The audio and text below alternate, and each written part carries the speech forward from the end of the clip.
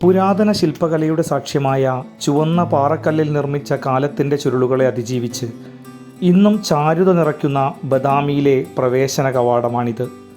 ഈ കവാടത്തിന് നൂറ്റാണ്ടുകളുടെ കഥ പറയാനുണ്ട്. 1969 സ്ഥാപിതമായ ഈ മ്യൂസിയം ചാലൂക്യ രാജവംശത്തിൻ്റെ കലയും സംസ്കാരവും സംരക്ഷിച്ചിരുന്ന അപൂർവ സമ്പത്താണ്.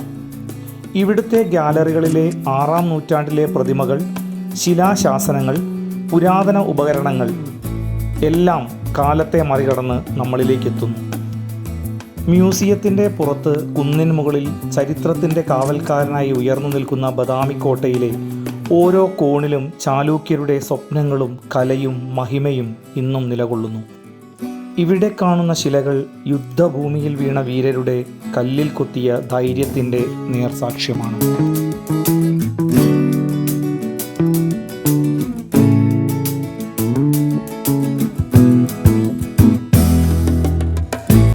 ഈ നിർമ്മിതിയുടെ മുകളിൽ നിന്ന് നോക്കിയാൽ ബദാമി നഗരത്തിൻ്റെ വിദൂര ദൃശ്യം വ്യക്തമായി കാണാം.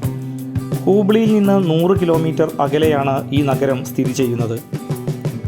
തദ്ദേശീയമായ സുവർണ ചുവപ്പ് നിറങ്ങളിലുള്ള മണൽക്കല്ല് കൊണ്ടാണ് ഈ ഗുഹാക്ഷേത്ര സമുച്ചയം നിർമ്മിച്ചിരിക്കുന്നത്.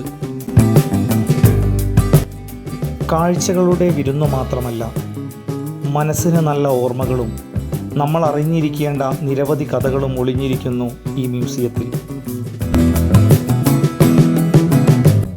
ബദാമി വെറുമൊരു വിനോദസഞ്ചാര കേന്ദ്രമല്ല, മറിച്ച് കാലത്തെ നേരിട്ട് കാണാൻ കഴിയുന്ന ഒരു അനുഭവ യാത്രയാണ്.